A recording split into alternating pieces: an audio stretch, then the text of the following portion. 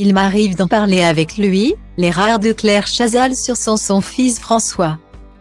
Vendredi 17 mars, Claire Chazal a évoqué sa vie privée lors d'un entretien accordé à Téléstar.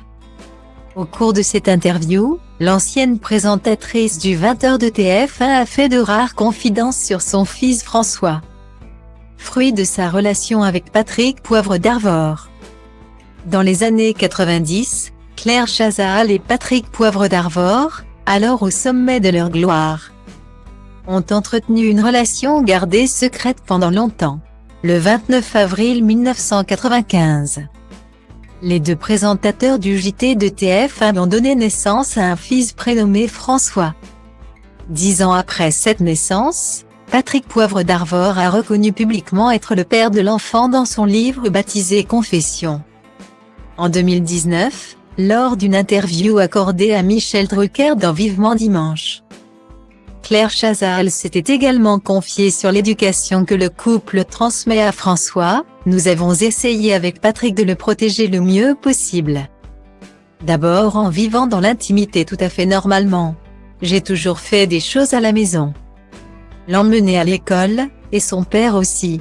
Je pense qu'on lui a montré une vie simple et normale. J'espère des valeurs aussi qui indiquent qu'on doit rester à sa place ou en tout cas qu'on doit connaître quelle est exactement sa place, ou la rechercher, avait-elle expliqué.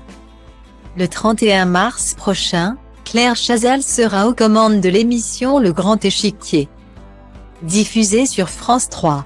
À cette occasion, la journaliste de 66 ans a accordé un entretien à Téléstar. Au cours de cette interview, elle a notamment fait de rares confidences sur son fils François. En évoquant le sujet de l'environnement, Claire Chazal a d'abord confié ne pas être exemplaire sur les sujets écologiques. Ce n'est pas une obsession pour moi mais je comprends très bien que les jeunes générations soient soucieuses de ça, a-t-elle précisé, avant d'évoquer les conversations qu'elle peut avoir avec son fils.